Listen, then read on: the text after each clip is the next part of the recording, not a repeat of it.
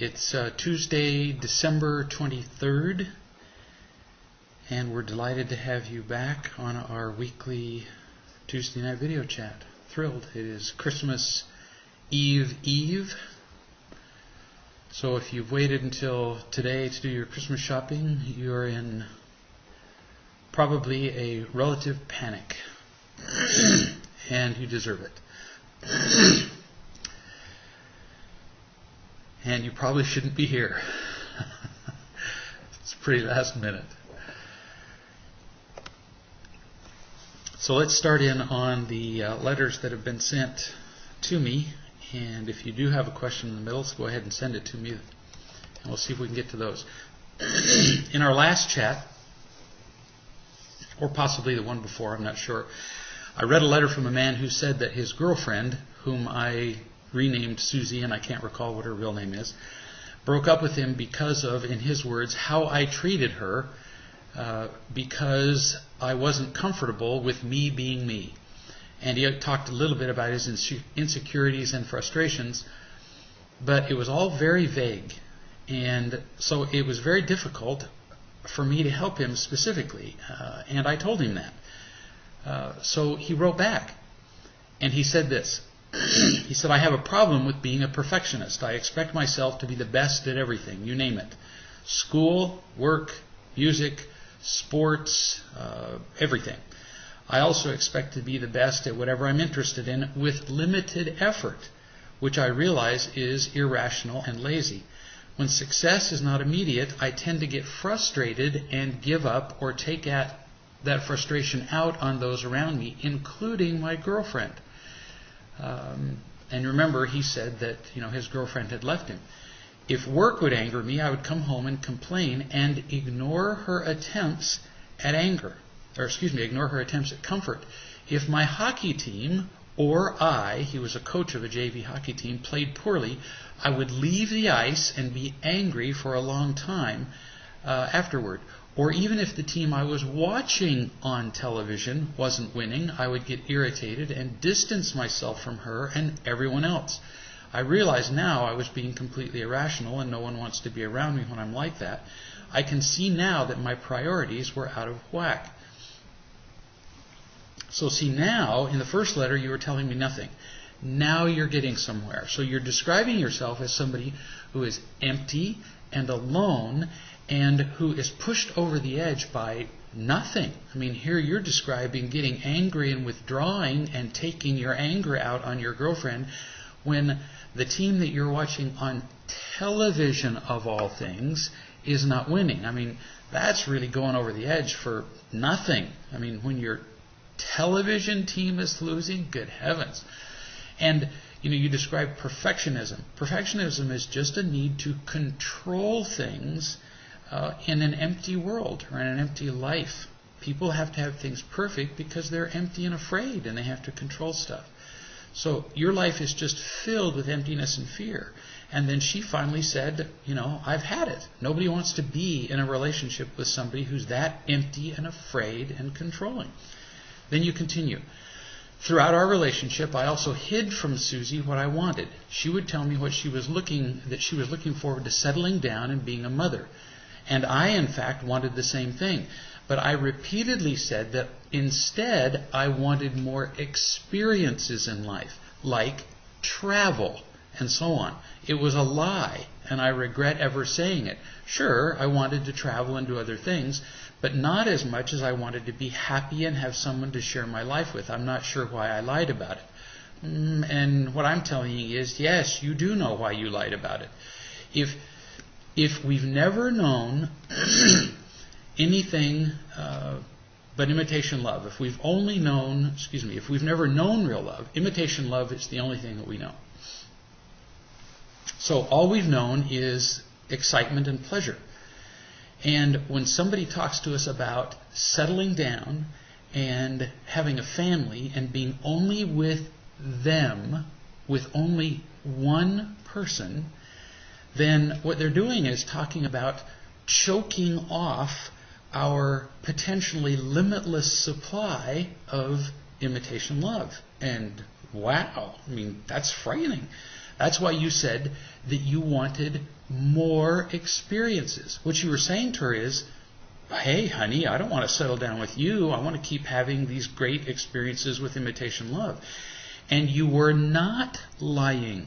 You meant it. You meant it when you said you wanted to keep playing around, because you weren't done with imitation love. You were sincere about that. You did want more life experiences. Now that Susie's left you, you think you were lying when you said that, only because you're sorry to see her leave. So what you're saying is you want both. You really do want the continued experiences with imitation love, and you want her to stay. You're just confused. You want it all, and you can't have it all. She's telling you can't have it all. So you want to be in both camps at the same time, and she won't let you. And why should she? So you're in pain, and in this moment of her leaving, you think that she's your primary priority, but you're just kidding yourself. Because if she came back, you'd make her your number one priority for a few minutes, but then you'd want to go back to enjoying imitation love again.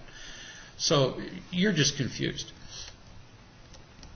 Then you continue. Maybe I'm afraid to grow up. Maybe a nomadic lifestyle seemed more important and appealing, and I fooled myself into wanting it. Whatever the lie stemmed from, I'm not lying about it anymore. Actually, you're still lying. You're not doing it consciously, but you're just fooling yourself. When we don't have enough real love in our lives, we simply respond to whatever our pain is in the moment. And again, I'm not accusing you of lying consciously, but you're just responding to whatever's hurting you right now. So when you had her in your life, you enjoyed that, but you got accustomed to it. You got bored with it. It wore off, and then you wanted more exciting experiences. And now that she's leaving, you want her. So you respond to whatever's hurting you right now. So you essentially move from one crisis to another. And you don't really know what makes you genuinely happy. You're just endlessly confused. You have no roots. So, and that will continue for the rest of your life until you find what really makes you happy. And that's the pattern of most people's lives. Most people move from one source of imitation love to another, and they never find real happiness till they're dead. So I suggest that you learn more about real love. You learn to tell the truth about yourself. You find people who can love you unconditionally, and it will make a huge difference in your life. And I suggest that you learn to do that independent from your girlfriend. You're not ready to be in an exclusive relationship with a woman. You're just not. She would be too confusing to you right now. So get on the website, practice telling the truth about yourself in the teleconference calls. Find out what it's like to be unconditionally accepted by people that you're not in an exclusive relationship with, and then prepare yourself for the next exclusive relationship before you rush into it and blow another relationship. You just need to learn more about what unconditional love is. And that's true of almost everybody. Don't feel unique in this. And I'm not making fun of how you did it. In no way. This is how most people go into relationships, is unprepared, and then it's almost inevitable that they'll have this experience. Here's somebody who says, I use prescription drugs. I do it to get high, to feel good, to get rid of the fear, the anxiety, and the terror that I often feel. And it gives me a few hours of peace and calm. Well, hardly a surprise to say that. I mean, that's pretty much the reason that people use drugs, prescription or otherwise, is to get rid of some feeling of pain. It's why people use prescription drugs. It's why people use illegal drugs. It's to get rid of pain. You continue. I just got back from spending a week in Texas visiting my mother. And while I was there, I found a plastic bag of her old, expired, unused medication under the bathroom sink. In it was a bottle of painkillers. Surprise, I took the bottle and had been taking one pill almost every day. Earlier this year, I found a bottle of my husband's painkillers that he wasn't using. Again, I took one a day until they were all gone.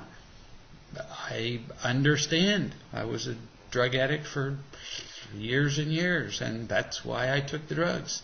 I didn't take narcotics almost every day because I had a need for narcotics. It's because they gave me moments of emotional oblivion, rest. And it wasn't a healthy rest, like the kind where you take a nap. It was emotional unconsciousness.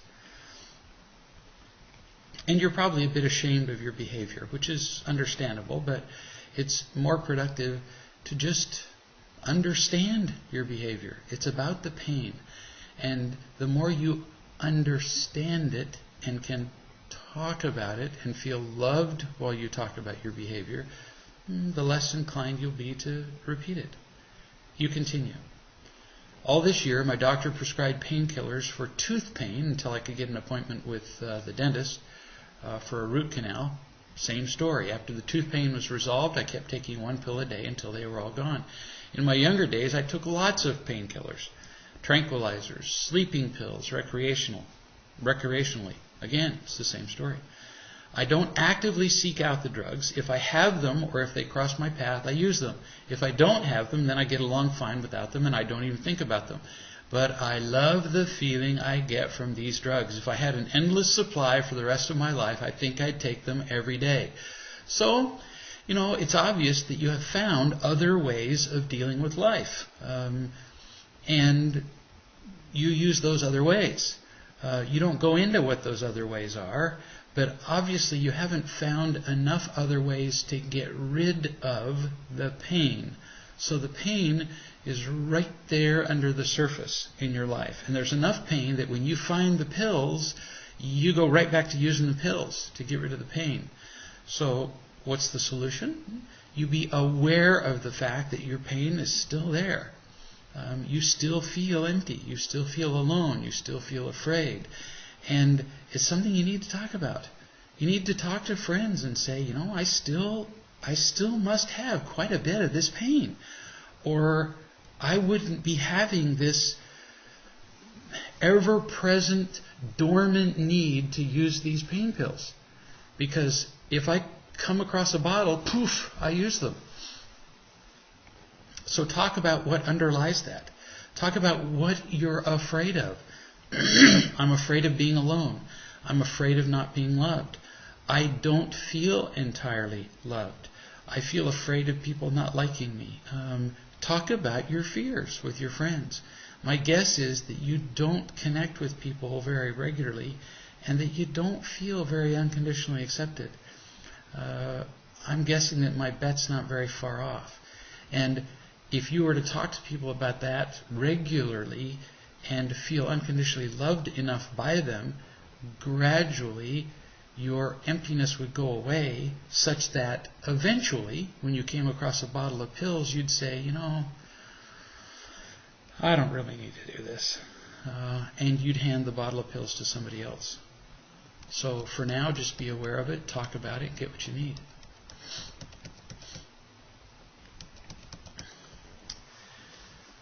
Here's somebody who says, I have a friend at work, we'll call her Sylvia, that I started sharing the principles of real love with. Her mother started going through a series of husbands when Sylvia was 11. And as a teen, Sylvia started drinking and having sex with a lot of guys. In her late teens, she met a guy who said that he wanted to wait until he got married before having sex, which for her was really weird. So she had sex with him initially, but then he said that he wanted to wait for like a year before they got married. And so they did. They waited for like a year before with not having sex before they got married. And she was really surprised at what sex was like after they got married. Before marriage, she had always enjoyed sex. It was exciting and frequent. Of course, before she got married, when she had sex, she was always drunk. Her husband was the first man she'd ever had sex with sober. And now she's discovered she just doesn't get quite the same excitement out of it. They have a baby daughter, life is kind of ordinary, and so is sex. In fact, things that she used to like, little ordinary things, like having him suck on her ear, for example, now she just doesn't like it. In fact, it kind of annoys her. And she doesn't know how to talk to him about how she feels about that or about sex. And she feels embarrassed that she's faking that she likes it and fakes being in the mood. So how can I best help her? And what book would you suggest for her to read first? I'm going to give her a real love book for Christmas, and then we have a lot of time during the day to discuss it. So what I would suggest to her is that, in the first place, all she's ever known in her life is imitation love. So in the beginning, sex was, spectacular, because sex is it's just a bushel full of imitation love, isn't it? With sex you get just great quantities of praise and power and pleasure and wow, woohoo! It's just great. It's just a fire hose of all three. Now that she's been, married for a while, she's discovered that the imitation love part of sex is pretty much worn off, which it always does. The imitation love part does. And she's wondering why. And that's because all sources of imitation love eventually wear off. So what's the solution? The solution is to find the real thing and to find the real love component of her entire relationship, including sex. So it's for her to learn about real love. It's always about real love. So I would suggest that she read the Real Love and Marriage book as a start, since she is married. And, eventually, as she learns more about real love and marriage and perhaps introduces this to her husband, to suggest that she and her husband do the 40 Days in Real Love book workbook together, she and her husband. And as they do that, they'll discover what pretty much everybody does, and that is that they won't have this compulsive need as much as they used to have sex, but they'll also discover that as they experience more unconditional love together, they'll discover what sex they do have will be much more fulfilling, even fun than it used to be. And they'll be able to talk about it with each other.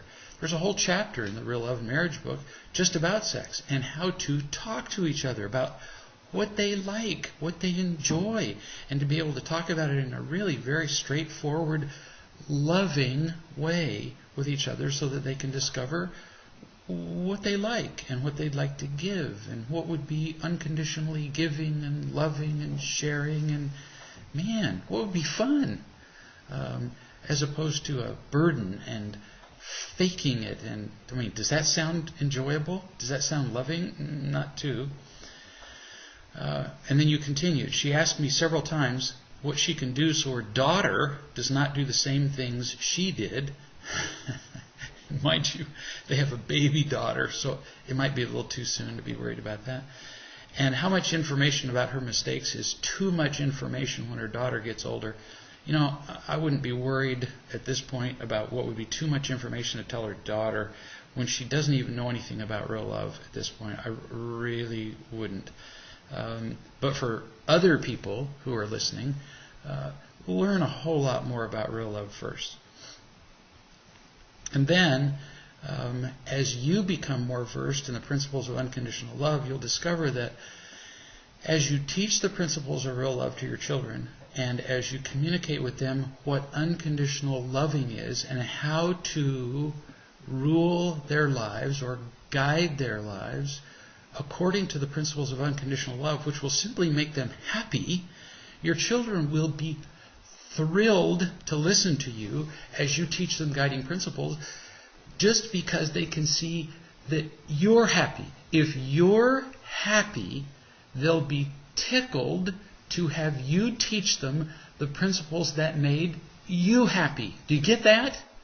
I mean, just in the same way that if somebody is a world-class basketball player, and if that person's the most successful basketball player on the planet, Michael Jordan, for example, and he puts out a basketball video, well then all the young kids are only too happy to buy that basketball video. Why? Duh. Because they're only too happy to learn the principles that made him a great basketball player. Hello? Everybody's only too happy to buy a book or a video put out by Tiger Woods, who plays golf, because, well, they figure if it made him great, they want to learn those principles that will make them great. Same thing is true with you and your kids. They don't want to hear your lecture about how they should live their lives if you're unhappy. Why should they listen to you teach them principles that would make them like you if your life stinks? But if you're happy and you're telling them how to live, they're going to go, well, okay, well, yeah, why not? I'll give that a shot. So as your kids get older, if you're happy and you say, well, here's a way to live life, they're going to go, yeah, all right. They're really not going to be very interested in the details of your sexual mistakes. Really. I'm no kidding. So you're going to be just simply teaching them correct ways to live. If you then say to your kids, would you like to know the list of my sexual mistakes? They're going to be going, that would be, in the language of the kids, TMI. That's too much information. What do they care? They don't. So you really don't have to tell them. You're not keeping it a secret. You're not lying to them. They just don't care.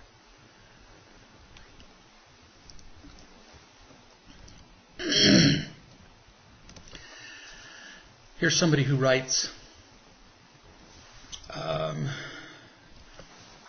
who wrote last time, I've been struggling with clutter in my life. I thrive in an organized environment. However, you wouldn't know that by looking at my house. After years of being depressed, my house became very cluttered and not a thriving environment for my family. Right now, my husband is on a business trip for a week, and I was motivated to organize the entire house while he was away.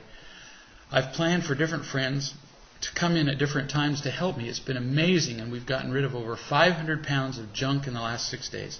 An amazing high to do this and see the rooms that we've finished. In the last couple of hours, though, I've realized that I've become immobilized around the clutter when I'm alone and become very stuck. I feel like an addict of clutter, and that it has a hold on me when I'm alone. But when others are around me, I become stronger and can accomplish more. I want to be able to work through whatever it is that is emotionally holding me back. So it's helpful to understand why we accumulate clutter. So first, how do we get it? How do you get the clutter? Well, you know, some people just sort of glibly say, psychologists do, that clutter results from overspending. Well, duh. That's kind of obvious. But then the next question is, why do we overspend? I mean, it's kind of obvious to say that it results from overspending, but why do we spend the money? We spend the money because when you walk, you know, we may feel empty and alone in our lives because it's always about real love. You may feel empty, you may feel afraid, you may feel worthless, you may feel alone. But when you walk into a store or even you order online, you instantly become a powerful person. You instantly have the ability to create power and pleasure. Because when you have a credit card, you make trains move, planes fly, store clerks suddenly worship you, kiss your feet, ask you what you want. You can make new packages arrive at your door. You can make fun, shiny objects appear that you get to unwrap. You get to have fun conversations with your friends about, oh, what did you get and where did you get it, and blah, blah, blah, blah, blah, blah, blah, blah, blah. You can start. It is fun. So you get praise, power, pleasure. Shopping and buying things creates just a regular, well, if you'll excuse me, shopping basket filled with imitation love, doesn't it? It is a hoot what you can do just with shopping. So the the spending immediately creates fun. And then we have the things that we bought. So now we have a house full of the things that we bought. Well, then why don't we just get rid of them? So the clutter, that starts the clutter. But we don't get rid of them because it's very difficult then to let go of what we bought. Because now we have to let go of the power that we got from those things, the sense of power, the pleasure that we enjoyed from the things that we got, and the memories that we got of the past. And we have to let go, we have to essentially admit, in many cases, that we were wrong to buy those things. So look at all the things that we have to do to get rid of clutter. We have to let go of the pleasures, we have to let go of the memories of the past, we have to go, ooh, I made a mistake, and throw it out the back. That's a whole lot of decisions that have to be made in order to throw a single item out. Now, to clean out an entire room, are you kidding me? We're paralyzed. So, no, I get it. But see, once you understand it in terms of real love, that you're giving up all of those forms of imitation love, it's overwhelming. So I really do get it. Then, if you add laziness to it, that it's a whole lot of work to get rid of those things, and that they're very difficult decisions, it's just overwhelming. It's just way too much. Now, why is it easy for you? Easier when you have friends around. Oh, well, it's much easier when you have a friend who's nudging you and saying, oh, you can just get rid of this. Because now, in the process of getting rid of that, as the friend says, oh, let's just throw this out, then you can earn actually a little bit of imitation love in the form of a little bit of approval.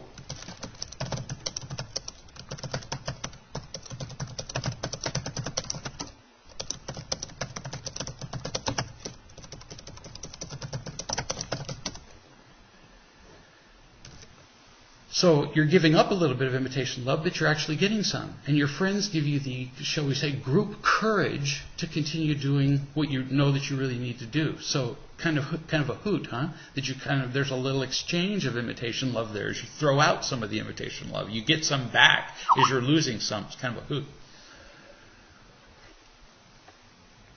So that's why it's a little easier for you to do it with other friends. And if you have the right kind of friends, if you have real love friends, they can actually accept you unconditionally as you're throwing things out. And then that makes it really easy. So if you tell the truth about yourself as you're decluttering your house, if you say, with a little tear in your eye, I'm having to give up some of my imitation love, and tell the truth about it, you can make it way easier on yourself. Here's somebody who says, our 12-year-old son is usually very responsible about doing his homework and gets very good grades without any input or pressure from us. We were very surprised to receive a phone call today from his teacher saying that he had not turned in an important assignment. We had asked on the weekend if he had completed all the assignments the teacher noted on a card sent home, and he had implied that he had. He's now working on the assignments as we speak. He said he had lost the directions and was too busy with baseball to do the assignment. Again, this is very unusual, and he had received A's on his finals. What do you suggest as a consequence? We heard a parenting expert say that consequences should be about adding something for them to do rather than taking things away. So, let me emphasize that consequences are for the purpose of teaching a child, not for the purpose of punishing a child.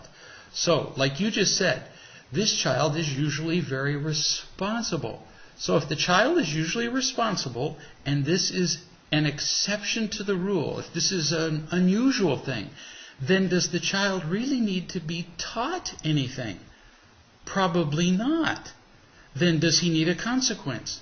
No. All you need to do is sit with the kid and go, what happened with that assignment? And the kid goes, well, I lost the directions and I was too busy with baseball. And so then you say to the kid, so do you see that you are responsible for not doing the assignment. You just make sure that he's telling the truth about it. You make sure that he accepts the responsibility and isn't making somebody else responsible. Well, my dog ate the assignment. Well, I couldn't help it. You just make sure he's being responsible, accepts responsibility for it, and that it's not happening repeatedly. And if he's being responsible, what does he need a consequence for? If he gets the point, and he's on the whole being responsible and doing his work, a consequence is foolish. We did not impose consequences on our children if, for example, they failed to do an assignment around the house just once in a while. Well, shoot. If the kid's overall doing their job, what do we need to teach them a lesson for? Then the kid looks at us and goes, hey, Dad, I didn't do my job. I got it. I'm going to go back to doing my job. And you're going, okay. What do you need to teach a child when he's telling you he's got the point? So you're done. Now, if it's repeatedly, then you say to the child, all right, so what do we need to do here so that you're getting the point? Then you talk about a consequence. And as far as a consequence being about adding to rather than taking from, that didn't make any sense, actually. The consequence is just about making not doing the right thing inconvenient. And you make it inconvenient in whatever way makes sense. Whatever makes sense in the moment. So, for example, if a child isn't doing his homework, well, what makes sense? Around our house we said, if you don't do your homework, you don't get to do anything else until you do your homework. Nothing else. So, you don't play, you don't use the computer, you don't talk on the phone with your friends, you don't eat, you don't do nothing. You work before you play. It's a pretty simple rule to remember in our house. Work before play. It was 3 words long. All the kids understood that. If you wanted to play with your friends, if you wanted to do anything, you simply did your homework. Pretty simple, huh? As opposed to writing this long legalistic set of rules. Work before play. How hard's that?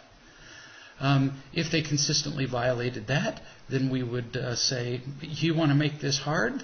Then there will be not only no privileges, but you can stay in your room for several days if you'd like. Then if that didn't work, then we'd say, and if you want to make it really hard, then if you'd like, we could add jobs, I suppose. You can do your brother's job for a week. Whatever. You'll come up with whatever it is. You just make it sufficiently, and for every kid it's different.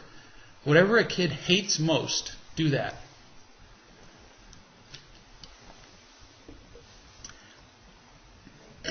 Question. Guy and a girl go on a second date, and they're having a drink at an outdoor bar. So, guy and a girl. A good girlfriend of the girls walks by and sees them and sits down and joins them for a drink. So now we have a guy and a girl and the girlfriend of the girl. And she's having a drink too. When she leaves, the girlfriend of the girl, the bartender brings the bill. And the guy does not offer to pay for the girl's girlfriend's drink. So the drink of the girl who left. But then, later in the evening, the guy pays, $50 for a carriage ride for his date. The girl really wants to tell him that she would have been more impressed if he had paid for her friend's drink than for a $50 carriage ride. So, what do you say in telling the truth? Does she tell him that? Or do you only consider telling the truth, meaning telling something about yourself that you have done? Well, this is pretty picky. $1's $1. Does it matter whether he spends $1 on the carriage ride or does he spend $1 on his date's girlfriend's drink? If she wants to be that picky, if she wants to be an accountant about how he spends his money on her, he could. But really, it's none of her business to tell him how he should spend his money. None. None of her business. So she could, if she wants to, she could say, I would have preferred that you spent, but she would be an idiot to do that, because she would be requiring him to show love to her in a particular way. That's essentially saying, in order to love me, you have to deliver love to me in exactly this way. It has to come to me in a box, in a purple ribbon, delivered by a man at 3:30 on the doorstep in such and such a fashion. That's pretty picky, kind of snotty actually. Paying the bill for a certain thing is kind of superficial fluff. Now, it might have been nice, sure. Would it have been nice for him to do? Yeah, I suppose. But just note it as information. So, for example, maybe the reason he didn't pay for the bill for her girlfriend was that he was cheap. But maybe not. It may have been that he was just gathering information. Maybe he was just trying to see if she expected him to pay for everything. Who knows? We don't know the answer to that. So what I would suggest is when you're dating somebody, that you do what I suggest in the Real Love and Dating book, which is you practice being truthful about yourself. Tell the truth about your own mistakes and flaws and fears, and then you gather information about your partner. And watch and see if your partner can tell the truth about himself or herself. Stick with watching for the ability to tell the truth and the ability to be unconditionally loving and accepting as you tell the truth about yourself. Those are the important qualities. If you start fussing about little things about, let's see, did he pay for the drink, but did he pay for the, not pay for the drink, but he paid for the carriage, gee, that's pretty fussy little stuff. Unless, of course, he pays for absolutely nothing. I mean, if you go out for a guy and he pays for zero, nothing, doesn't pay for himself, pushes the bill in your direction, is a freeloader and cheapskate about everything, okay, that'd be worth noting. But this particular question, pretty fussy. Second example. Girl hires a good friend's husband to do some handyman work. And he comes over and he makes several sexual comments. So this is a girl who hires a girlfriend's husband. And when he comes over, he makes several sexual comments to her. One about how, well, if he can't hit on his wife's friends, who can he hit on? And the girl has, huge respect for her friend, so she's concerned, that her friend's husband would do such a thing. And she wonders what to do. Should she tell her girlfriend that her husband was hitting on her? You could report on every little single thing that you ever hear in your life, but I'm going to suggest that it's none of your business. First thing I would suggest to you is, do you think that he doesn't demonstrate this behavior when he's around her? That he doesn't flirt with other women when he's around her? Do you think when he's around her, I've never known a philandering guy, a guy who looks at other women who doesn't do it all the time. So if he's hitting on other women when he's over there being a handyman, if he's doing that, he's also looking at other women when he's around his wife. He is. He's looking at them. He's like, glancing as they go by. He's making little sexual comments about them when his wife is around. He's watching television shows and looking at women as they're undressing when his wife's in the room. What I'm telling you is this. You're not going to be telling her anything that she doesn't already know. That's what I'm saying. His wife already knows that at least in his thoughts, he's very unfaithful to her. That's what I'm telling you. Now, are there any circumstances under which you would call her and tell her that something was going on? Yeah. If you knew that he was having sex with another woman, would you call and tell her? Yeah, I would. Why would I? Because that's different. Because in that case, he's clearly violating a contract. And in that case, he's actually endangering her health, possibly her life. And in that case, he's entered into the area where it's possibly a deal breaker between them. And if he's possibly endangering her health and her life by having sex with somebody else, oh, that's an entirely different deal. She knows that he's cheating on her in his mind, but it's very possible that she may not know that he's actually having sex with another woman. But you better know that before you call her up and tell her that.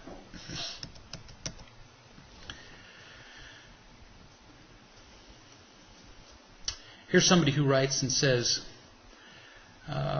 after 18 years of marriage and 3 children, my wife wants out of our marriage.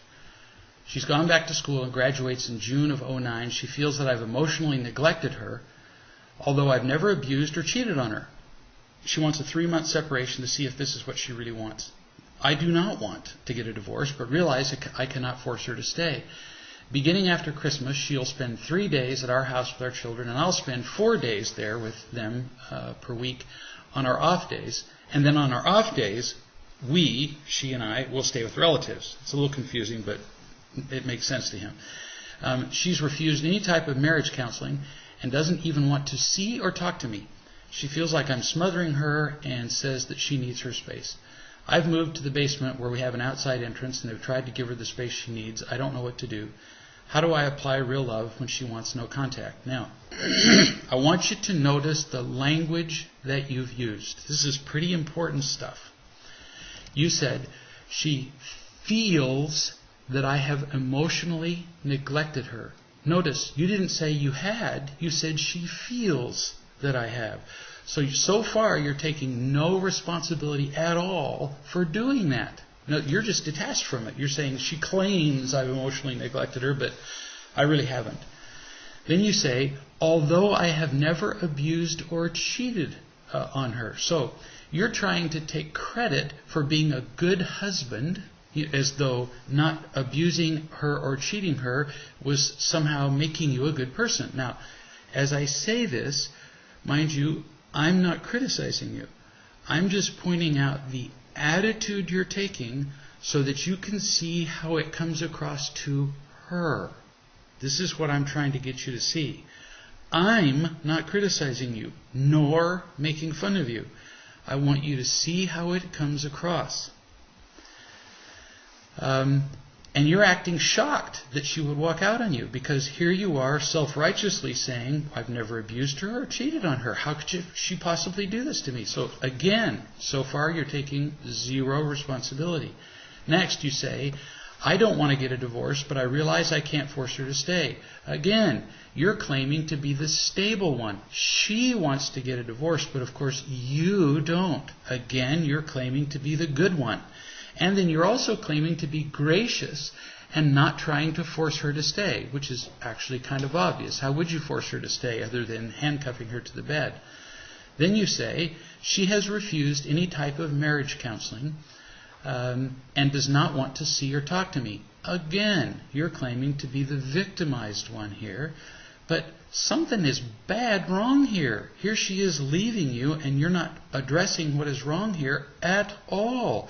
You have claimed zero responsibility, and yet your wife is just somehow, out of the blue, walking out after 18 years of marriage. And what I'm telling you is that is impossible. So I wrote you, and I asked for more information because I said something's wrong with this picture. No responsibility, and yet she's leaving. And you sent me the following. You said, I asked for a little more truth-telling, and you'd only read, like 3 chapters of the Real Love Book, but you did pretty well, to your credit. You said, I made plenty of mistakes. First of all, I owned my own business, and I was a workaholic for the first 15 years of our marriage.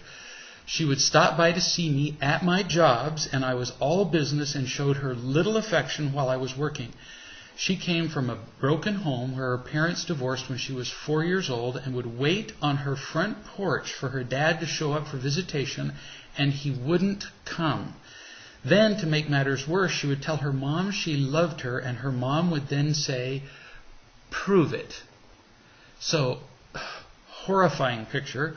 So she heard from her parents all of her life, "I don't love you," and then you came along and said, "I don't love you either," thousands of times. So now do you get why she's leaving? All she's heard all of her life is, "I don't love you," and after 18 years of that married, and who knows how many years of that prior to that, so 40-something years, she's tired of hearing it. And then she says, "I don't want counseling." I'll bet she wants to shoot everybody. So it's completely understandable. So you say you want counseling, and she's going, "I don't believe you. I don't believe you're capable of changing. I don't believe anybody is. I am fed up." That's why. She's sick of hearing, "I don't love you," directed at her. She's had it. I mean, had it past expression. That's the wound. Then you said her parents tried to show her their love, not by loving her, but by buying her things. And her parents were 48 when she was born, so they were probably tired already. I was adopted at 10 weeks old and have had great parents who loved me beyond measure. Now, hold on, because again, I'm not criticizing you, but I doubt that very much, that you had parents who loved you beyond measure. First, you said you were a workaholic, which means that you were trying to prove your worth by working. That's the only reason people are workaholics. Which means that you are working for praise and power to fill an emptiness created by a lack of love. Second, you already demonstrated a complete inability to love your wife. So the possibility that you came from a really loving environment is close to zero. Even though you say you had parents who loved you beyond measure, the likelihood of that is just about none. You continue.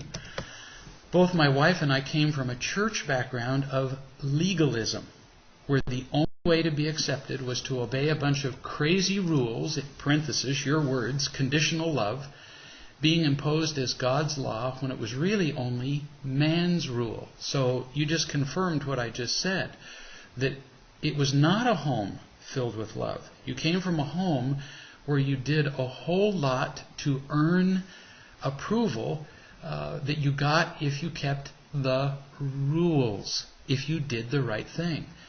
But then you were told that that was called love. But it was not love. It was just earning approval. But you believed it when you were told that it was love. And you believed that if you played that same conditionally loving game with your wife, that it would be love. But it was not. And she did not believe it. She didn't feel loved when you played that game with her. And now she's walking out on it, and you can't believe that she doesn't believe the game. Well, she doesn't, because she doesn't feel loved by you. So you're playing the same game that was played with you, and she doesn't buy it. That's how simple it is. After our marriage, you continued, I learned to make her happy. I could buy her things because that was what she was used to. What I got out of it was the security that I had someone who was there for me and supported me. And over the past several weeks that we've been going through this turmoil, I've discovered I have an extreme fear of abandonment that I think may stem from my early life of not being held and loved at birth through 10 weeks. Forgive me for smiling. I'm not smiling at your fear of abandonment, only at the modern day attachment to little theories like, well, I wasn't held from birth to 10 weeks. It's just all poop. All of us who don't feel loved have a fear of being abandoned. It's just that we want to be loved. Who doesn't? And then when we want to feel loved and we finally find somebody who shows us some kind of affection, like your wife, and then they say they're leaving, it doesn't have anything to do with birth to 10 weeks. It scares us to death. Your fear is being abandoned right now. You didn't have to have not been held when you were 5 weeks old. You continue, I've had a difficult time sharing with my wife my true feelings and needs. Throughout my life, I was always the all-American kid who everybody told was great. Yeah, in your family, you earned praise by keeping the rules. And you were told you were great because you did keep the rules. But what was the rest of that sentence? And if you don't keep the rules, you won't be great. Do you see? That's why you became a workaholic. Because you had to constantly be earning the praise. Well, what a terrible life. So you were constantly earning the praise and the power, and then you got married and you just threw your wife away. Not a very happy way to live. I was the first in my family to go to college and graduate. I was always told I was the leader. I then took that information, and I thought if I was the leader, I had to be strong and never admit my fears or weaknesses, even with my wife. Well, yeah. You earned praise and power, and that involved never being weak or wrong. Unfortunately, never being weak or wrong means you're never intimate. And intimacy is what you've got to have real love, and your wife got sick of it. You continue. She thought that I didn't need anyone, not even her. That led to her feeling rejected by me and used by me. And she says that she knows I love her in her head, but she doesn't feel love toward or for me. Now listen to this next part because it's critical and you're going to hate it, but it's important. You say that she knows that you love her, but carefully listen, you don't. You really don't love her. Now, you say you do, you know you should, I know that you want to, but you don't. You don't know how. You were never loved unconditionally yourself. So how could you possibly be loving her unconditionally? And any other kind of love other than unconditional just frankly doesn't count. So you simply need to learn how to love her. It's not an accusation to tell you that you don't know how to love her unconditionally. You just were never taught how. So big deal.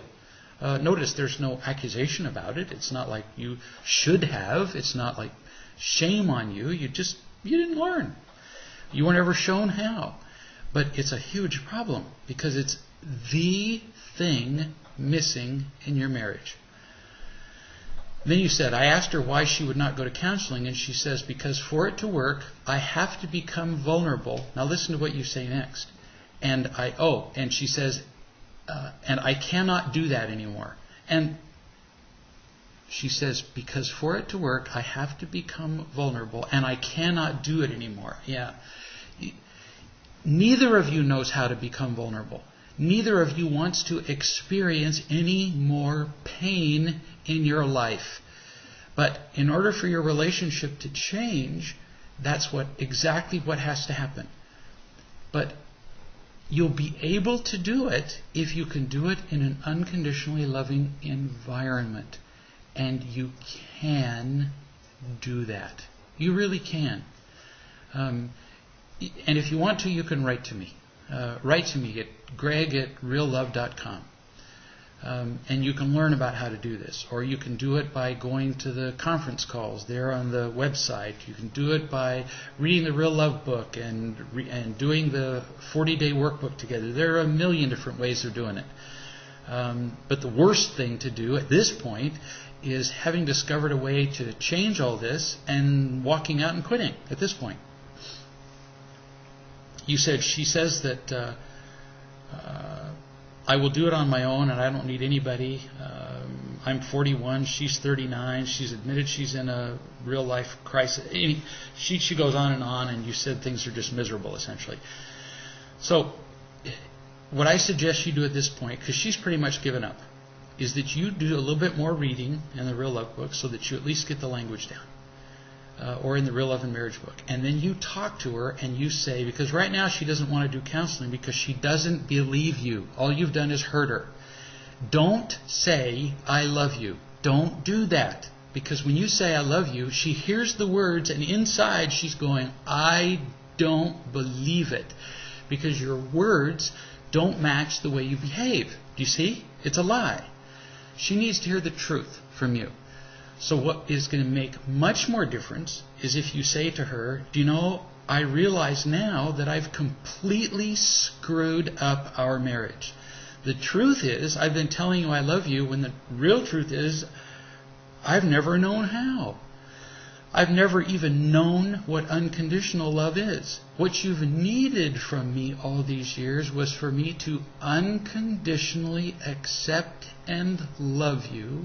What you needed from me is for me to tell you the truth about myself, for me to be completely emotionally open and honest with you and available with you. And I've never done that. Make zero excuses for yourself, and her jaw will hit the floor.